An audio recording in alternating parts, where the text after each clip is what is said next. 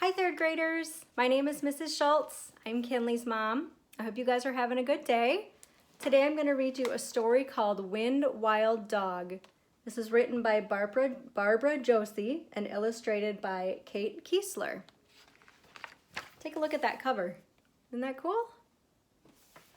All right, Wind Wild Dog. The night Ziva was born, the wind held its breath. Ziva's mother, a sled dog, licked her newborn pup, then nuzzled her softly. Ziva squirmed into the pile of pups and lapped and smacked at her mother's milk. Suddenly the wind picked up. Wolves prowled against the moon. Ziva pointed her small, wet nose into the wind and sniffed. Weeks later, Ziva opened her puppy eyes. One eye was brown, the other blue. Two-color eyes spooked most mushers. They said it made a dog half wild.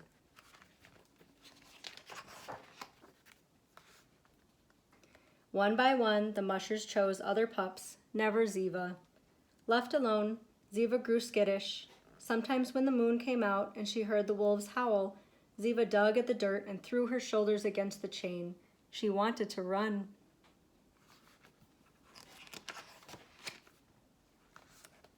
One day, a man stopped at Ziva's kennel. He saw the wind wild dog and took a liking to her. The man calculated the end of Ziva's chain and sat there with his back to her. Ziva stood square and barked. The man didn't move. Ziva slunk forward, then grew shy and went back again. The man waited.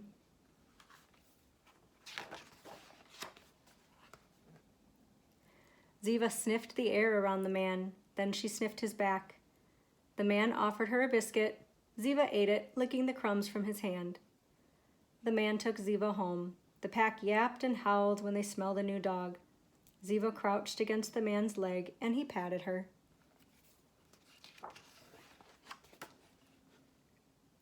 That night, Ziva thought she saw the shadow of a wolf running across the moon. She pricked up her ears to hear the howl, but it didn't come. The figure turned, came closer, closer still. It wasn't a wolf, it was the man. He ran as if he were wild too. As Ziva curled up to sleep, she smelled the man on her fur.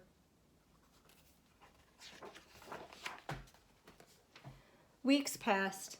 Every morning, Ziva watched the man come through the square of yellow. He fed her first, then the rest of the pack. The man's food was regular, morning and night. His hand was gentle, never mean. Now when he came through the door, Ziva yapped until he set her free. Then she shadowed his bootsteps. She wanted to be close.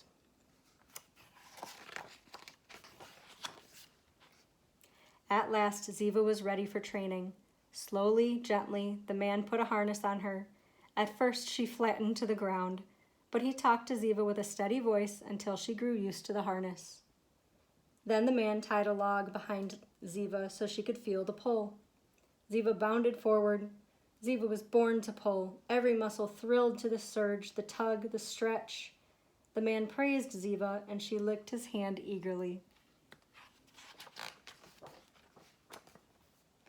Still, sometimes at night, when the wind carried the song of the wolves, Ziva wanted to run wild. She tore at the snow to get away, but the chain held her back. Those mornings, the man saw the mounded snow, and he understood. A day would come when Ziva would have to choose. Would she stay or go?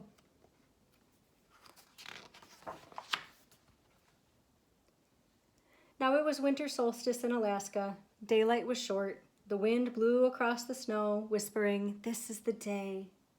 Ziva was new to a sled, so the man paired her with a skookum dog in front of the wheel dogs, where she would be close to him. The team went crazy as the man hitched them up. They couldn't wait to run. The dogs leaned into the wind, lapped the cold, and cocked their ears back to hear the man. "Gee, ha, on by," he called softly as the dogs did it. They moved as a team, the lead dog, two swing dogs, Ziva and the skookum dog, two wheel dogs, and the man. The team ran until long shadows scraped the snow. The sun set against their backs. Now it was stone bone cold.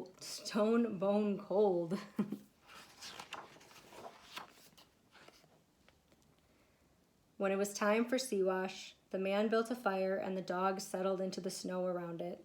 The man watched Ziva turn away from the fire and face the moon.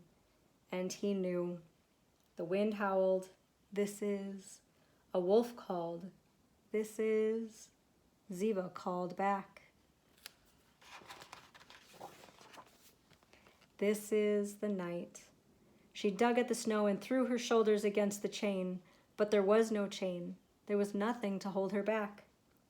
Ziva tore into the night. She ran and ran and ran as if she would never stop. One hill, another, another, over the snow, over the ice. Ziva had run a long way, and now she was hungry. When she spied a rabbit, her stomach roared like a hungry bear. The rabbit froze and twitched his ears. Ziva bounded after the rabbit. She was fast, but the rabbit was faster.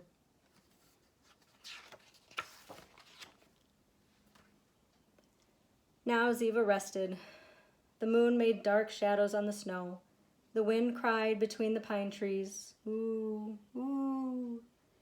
Ziva cocked her ears. Was it the wind or was it a wolf? Ooh. There, large against the moon, a wolf.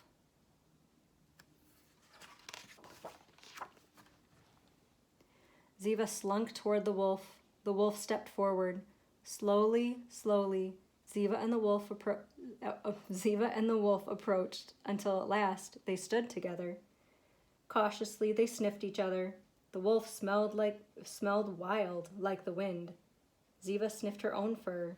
She smelled like the wind too, but there was something else. She also smelled like the man. The man's smell was her smell now.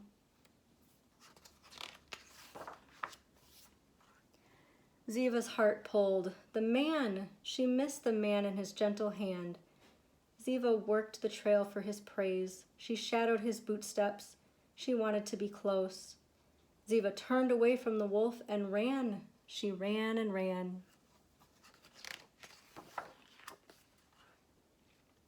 The man heard her before he saw her.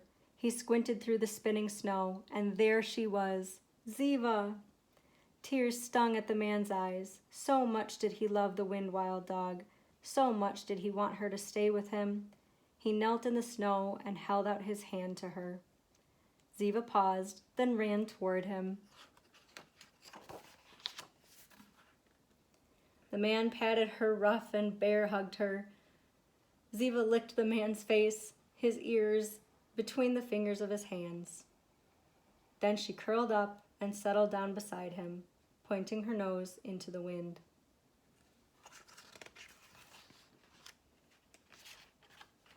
What a good book, you guys. If you do end up grabbing this in the library, there's some author's notes back there if you guys want to look into some more of those words that maybe you didn't hear or understand. But again, that was Wind Wild Dog. I hope you enjoyed. Thank you guys for having me as your reader today.